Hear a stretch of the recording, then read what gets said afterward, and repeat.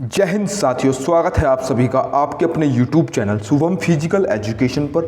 दोस्तों, आज आपके बीच फिर से एक नया टॉपिक। आज का जो टॉपिक होगा हमारा, आज की जो क्लास होगी वो होगी विटामिन्स के बारे में कि विटामिन्स क्या है। अगर विटामिन्स की बात करें तो विटामिन्स हमारे शरीर में मतलब हमारे शरीर में क्या काम करता है, हमारी रोग प्रतिरोधक क्षमता को मजबूत बनाता है। और विटामिन्स मुख्य रूप से दो प्रकार के होते हैं, वसा में घुलनशील विटामिन्स और जल में घुलनशील विटामिन्स।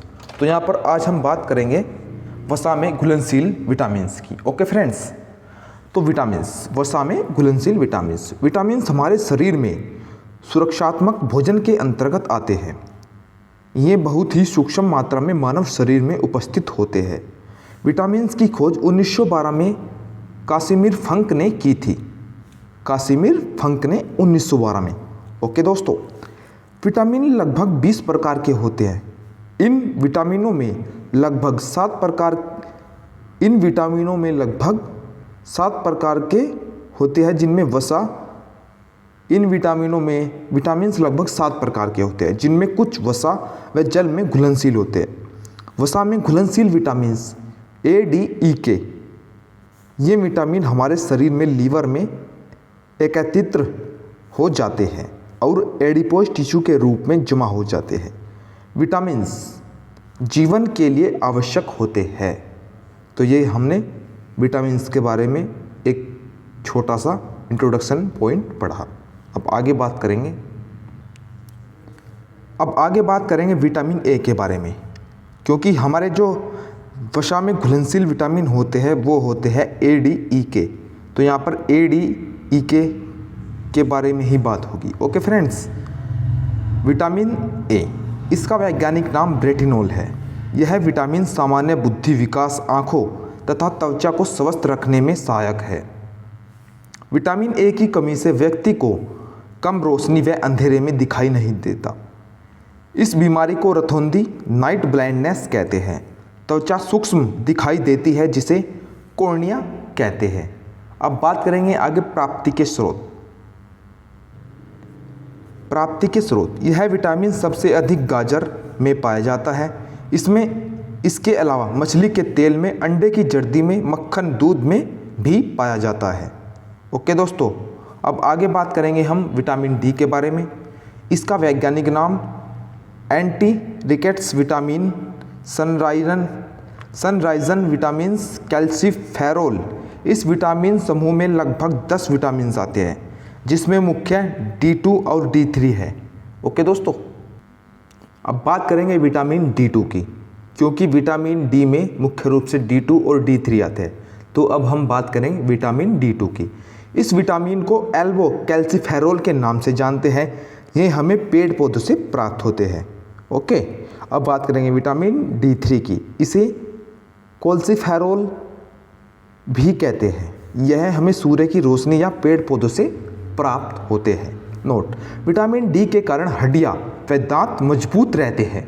इसकी कमी से बच्चों में रिकेट्स नामक रोग हो जाता है तथा बड़ों में ओस्टियोमलेशिया रोग हो जाता है। इससे हड्डियां मुलायम हो जाती है। ओके दोस्तों, अब बात करेंगे आगे प्राप्ति के स्रोत कि विटामिन डी हमें किस चीज़ से प्राप्त होता है। प्राप्ति के स्रोत, सूर्य का प्रकाश सबसे उत्तम स्रोत है, जैसे मक्खन, हरी सब्जियां, अंडे की जर्दी, मछली का तेल इत्यादि। ओके दोस्तों, तो ये क्या था हमारा विटामिन डी। अब आगे बात करेंगे विटामिन ई के बारे में। अगर हम विटामिन ई की बात करें तो विटामिन ई का वैज्ञानिक नाम अल्फा टोकोफेरोल है तथा एंटी स्टेरिलिटी भी कहते हैं। यह विटामिन सेल मेम्ब्रेन की सुरक्षा में सहायक है। महिलाओं व पुरुषों की प्रजनन क्षमता में सहायता करता है, इसलिए इस विटामिन को एंटी स्टेरिलिटी भी कहा जाता है। अगर महिलाओं में इसकी कमी हो जाती है तो गर्भपात की संभावना बढ़ जाती है और पुरुषों में इसकी कमी से नपुंसकता बढ़ जाती है। तो यहाँ पर हर विटामिन का अलग अलग रोल है दोस्तों। ओके, नोट, एक स्वस्थ जीवन जीने के लिए यह आवश्यक विटामिन है। विटामिन ई आवश्यक है बहुत ही। अब विटामिन ई के प्राप्ति के स्रोत, अंकुरित अनाज चना, सोयाबीन, फलों, सब्जियों में पाया जाता है। मूंगफली मांस, अंडा, मछली आदि में भी पाया जाता है। फंक्शंस ऑफ विटामिन ई, तो विटामिन ई के क्या क्या फंक्शंस हैं? अंतःस्रावी ग्रंथियों में कार्य करने के लिए यह आवश्यक विटामिन है। इसकी कमी से एक विशेष रोग लकवा पैरालिसिस हो जाता है। अगर विटामिन ई की कमी आ जाती है तो इसकी कमी से हमें लकवा पैरालिसिस रोग भी होने की संभावना बनी रहती है। अब लास्ट विटामिन की बात करेंगे, विटामिन के की। विटामिन के, इसे नेफोकिमोन भी कहते हैं। यह रक्त का थक्का जमाने में कार्य करता है तथा एड़ियों में खुली दरारों को भरने का कार्य करता है। यह बहते हुए रक्त को रोकने का कार्य करता है। इसका एक अन्य नाम रक्त स्रावी रोधी विटामिन, यह पीले रंग का होता है। प्राप्ति के स्रोत, यह सोयाबीन, हरी सब्जियां, अंकुरित अनाज तथा फलों से मिलता है। इसके अलावा दूध तथा जंतु भोज्य पदार्थों में कम मात्रा में पाया जाता है। नोट, विटामिन के हमारे शरीर में स्वयं बड़ी आंत में स्वयं ही उत्पन्न हो जाता है। भाई विटामिन के हमारी बड़ी आंत में स्वयं भी उत्पन्न हो जाता है। ओके, अब बात करेंगे विटामिन के कार्य। फंक्शंस ऑफ विटामिन के, इसकी कमी के कारण बहता हुआ रक्त नहीं रुकता, जिस कारण व्यक्ति का ऑपरेशन किसी भी हालत में नहीं कर सकते। अगर किसी व्यक्ति में विटामिन के की कमी है तो क्या होता है, उसका जो बहता हुआ खून है वो नहीं रुकता। अगर किसी व्यक्ति को ऑपरेशन की आवश्यकता है तो उसका ऑपरेशन भी नहीं कर सकते।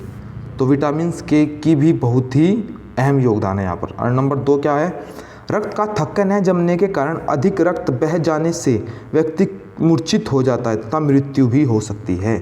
तो भाई हर विटामिन का यहाँ पर बहुत ही अहम योगदान है।